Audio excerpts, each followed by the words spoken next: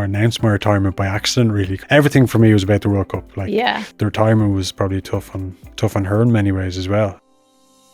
Did you know that you were going to retire pretty much at the end of the year? You knew it was coming? Yeah, so it was funny how it happened. So I kind of retired or announced my retirement by accident, really, because I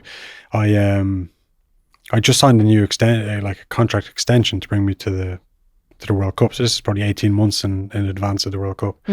And turned up to the press conference, and it was just announced just before I walked in, and then it was the press conference. And the first question they asked me, Johnny, you signed an 18-month contract extension. Does this mean you're going to retire after the World Cup? And I was kind of like, well, I hadn't thought about it. Yeah. Like, I kind of just said, yeah. Like, oh, really? Yeah, probably. Like, it was just a natural, everything for me was about the World Cup. Like, so the previous one finished in 2019, and it was a case of, okay, well, my worry was that Andy was going to come in and just basically get rid of all the old guys, bring a new team in and start fresh. And I expected him to do that. But so I was very happy that he asked me, well, let's take it year by year. But I think you can get there if you look after yourself well, and we'll look after you. And so everything for me was about 2023 World Cup.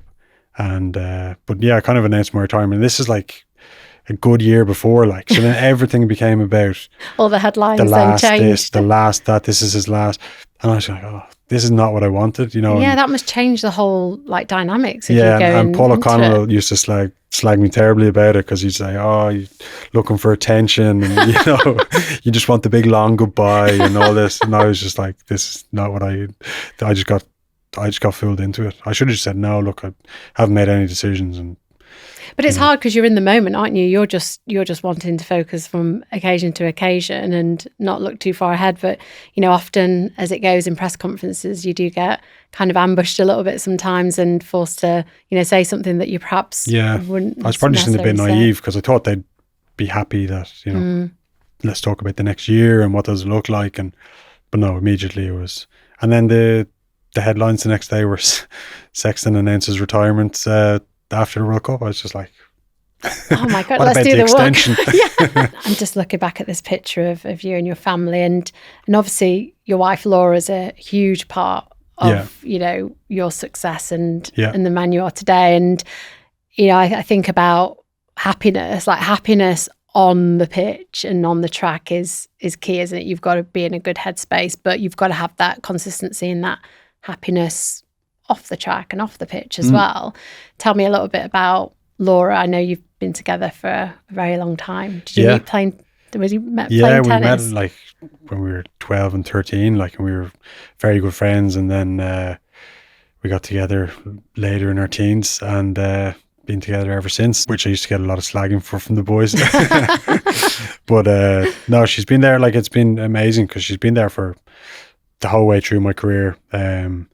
And then obviously when you have a family, like, she takes the brunt of, well, everything. When you're gone training all day, or you're gone for, like, I used to be gone for 2 months at a time, and there's no way I could have performed or played well, worrying about what's going on at home. But the confidence that that she's doing an amazing job, and she was in it with me in many ways. She would feel the losses, feel the pain of the when the scrutiny and the criticism was all there. She'd feel that as well. So, which is good and bad in some ways. At those moments, you wish that she was just oblivious to it all and didn't really care about it. But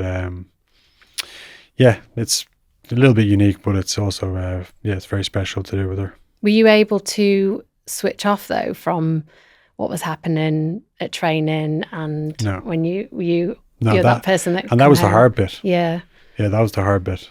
So I'd come home, she'd know straight away, like, walk in the door, she'd know. She's like, who'd you fight with? I was like, how'd you know? She's like, I can tell straight away. And like, because she knows when I'm dragging something with me, and then I talk about it, you feel much better about it, pass on the worries to her, and she'd worry about it. But no, she obviously knows me better than anyone. But then that's like, you forget sometimes as the sports person that when you retire, her life changes a lot as well, because her network of friends is not all, but mostly revolves around the team, like, you know, the friends that she's made from the partners, and the retirement was probably tough on her in many ways as well.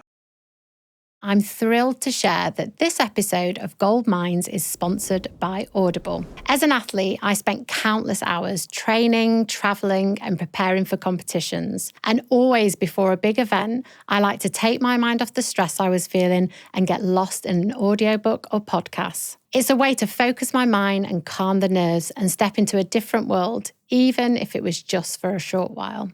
One of my favourites right now is How to Change Your Life by my good friends Jake Humphrey and Damian Hughes. It's been a game changer for how I think about my time and focus. Whether it's an audiobook, podcast, or audio drama, Audible are the specialist in sparking imagination in life's ordinary moments. That's because there's more to imagine when you listen. Listen on Audible now. Subscription required. See audible.co.uk for terms. Now let's get back into the episode. You know, she's just out of the bubble. She's out of, you know, all the great nights out and all that. But luckily she's, you know, made proper friends, and they still stay in contact. Because I suppose retirement, and we briefly said earlier before we started that, you know, your life is your sport, isn't it? It's everything. It's how you sleep. It's how you stretch. It's how you fuel your body. Yeah. It's your family's life as well. And it's never really a transition into retirement, is it? It's kind of like you're there in the thick of your career, and then it literally just stops. Like, you don't phase out into retirement. And how have you found that? Just that, you know, one day you're a professional rugby tough, player, yeah. the next it's all stopped. It's very different, yeah. Like, we're encouraged massively to try and, you know, help the transition and really try to prepare for it. And I did that. I did kind of part-time work with a company for 3 years, for the last 3 years of my career. So that helped, definitely.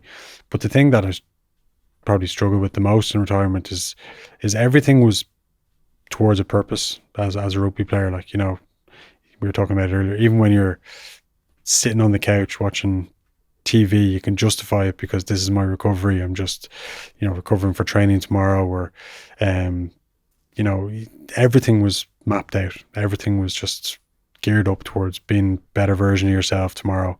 And, yeah, that's not there anymore. That's probably the structure and the purpose of, like, you know, everything was just driven towards being better and winning and performance, and that's not there anymore. So you kind of trying to find ways to, you know, to get structure in your life, to give yourself a purpose, and but it's tough. Yeah, it's different. And so are you the kind of person that on holiday you can completely switch off? Or when I was a rugby player? Yeah. No way. No. No. I might have a few days where, like, you know, and then 3 days in I'm getting, you know, itchy bum time, and I'm like, okay, I gotta go to the gym, or I gotta go for a run, or, you know, because when I was sitting there doing nothing, I was worried about what everyone else was doing. Yeah.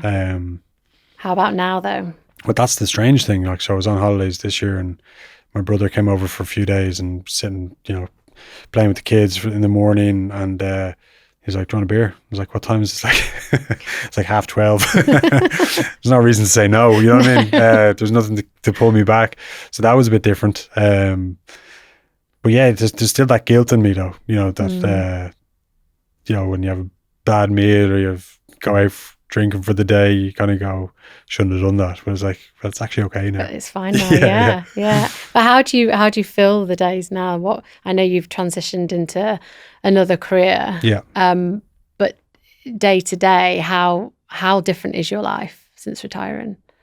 Oh, it's chalk and cheese. Like, it's worlds apart. But, like, you know, it's so blessed to do what I did for so long. Like, 38, like, you know, I just got to be grateful for what I achieved. I can't feel too sorry for myself. So I got to get out there and do something. So I'm working full time for the company that I did that, you know, 1 day a week as I was still playing rugby, and so I transitioned fully into that. But I still, you know, have sporting interests. I still play a lot of sport, golf, paddle tennis, still playing a 7-a-side football team. So, like, so you you're find channeling ways. The competitive energy. Yeah, exactly. Still, yeah. That's the thing. Like, you know, once I get out, like, if I go and play golf, you know, at the weekend, I'm in better form, and, you know, because I tick that box. I get out, be competitive, Yeah, like that's, you got to find a way, and I'll hopefully be alive a lot longer than I was a rugby player. You know what I mean? So hopefully the best years ahead. That's the mentality I'm trying to have. But the transition's been tough, definitely.